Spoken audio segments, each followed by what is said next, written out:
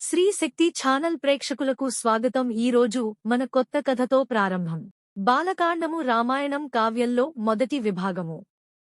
దశరథుడు అయోధ్య రాజు మరియు ముగ్గురు భార్యలు. కౌసల్య పెద్ద భార్య, ఆమె కోసల రాజ్య రాజకుమార్తె. కైకేయి రెండవ భార్య. కైకేయి కేకేయ వంశానికి చెందిన పాలక కుటుంబానికి చెందినది. సుమిత్ర మూడవ భార్య, ఆమె వచ్చింది పురాతన కాశీ రాజ్యం నుండి. కాని పిల్లలు లేరు. అతనితో అతని రాజవంశం ముగిసిపోతుందనే ఆలోచన దశరథ రాజును బాధపెట్టింది మరియు అయోధ్య సింహాసనాన్ని చూసుకునే కొడుకు కావాలని అతను చాలా ఆసక్తిగా ఉన్నాడు. దశరథ రాజు రాజకుటుంబ గురువు వశిష్ఠుడిని సందర్శించి తన సమస్యను వివరించాడు. తనకు 4 కుమారులు పుడతారని వశిష్ఠుడు దశరథ రాజును ఓదార్చాడు.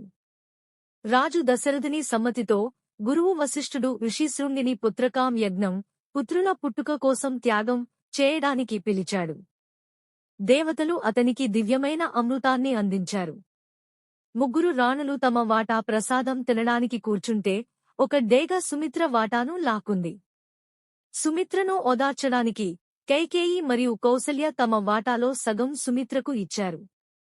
కౌసల్య మరియు కైకేయులలో ఒక్కొక్కరికి ఒక కొడుకు పుట్టాడు.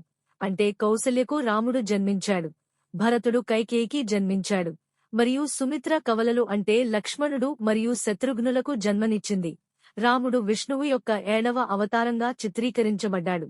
అతను మృత్యువులో జన్మించాడు.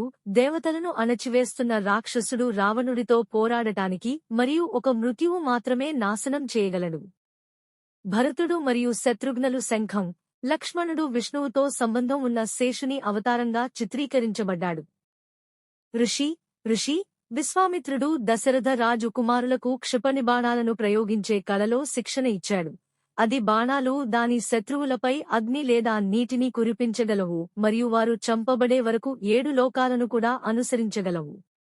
రామునికి 16 సంవత్సరాల వయస్సు ఉన్నప్పుడు ఋషి విశ్వామిత్రుడు దశరథ రాజు యొక్క ఆస్థానాన్ని సందర్శించాడు. అక్కడ రాజు అతన్ని చాలా గౌరవంగా స్వీకరించాడు. ఋషి విశ్వామిత్రుడు అడవిలో నివసించి గొప్ప యాగాలు చేసేవాడు. అయితే రాక్షసులు మెరిచా మరియు సుబాహులు త్యాగం చేసే ఆచారాలకు భంగం కలిగించారు. తన భక్తులను రక్షించడానికి రాముడు భూమిపై జన్మించాడని అతనికి తెలుసు. కాబట్టి అతను దశరథ రాజును సందర్శించాలని నిర్ణయించుకున్నాడు. ఋషి తన కొడుకులను తనతో పాటు అడవికి పంపమని రాజును కోరాడు. అయిష్టంగానే రాజు అంగీకరించాడు. ఋషి విశ్వంత్రుడు రాముడు మరియు లక్ష్మణుడిని తన ఆశ్రమానికి తీసుకువెళ్లాడు. అతనికి మరియు ఆ ప్రాంతంలో నివసిస్తున్న అనేక మంది ఇతర ఋషులను వేధిస్తున్న అనేక మంది రాక్షసులను చంపడానికి రాముని సహాయం అవసరం. రామ్ తన మొదటి సమస్యను ఎదుర్కొన్నాడు. స్త్రీ రాక్షసత్వం, తడక శపించబడిన యక్ష రాక్షసత్వం. రాక్షసిని చంపమని అడిగినప్పుడు రాముడు స్త్రీని చంపడం పాపమని భావించాడు. ఋషి విశ్వామిత్రుడు చెడుకు లింగం లేదని వివరించాడు. తడక చంపడం వలన పాపానికి శాప విమోచనం చెంది రాక్షసి శరీరాన్ని దత్తత తీసుకోవలసి వచ్చిన యక్ష ఆత్మకు విముక్తి లభిస్తుంది.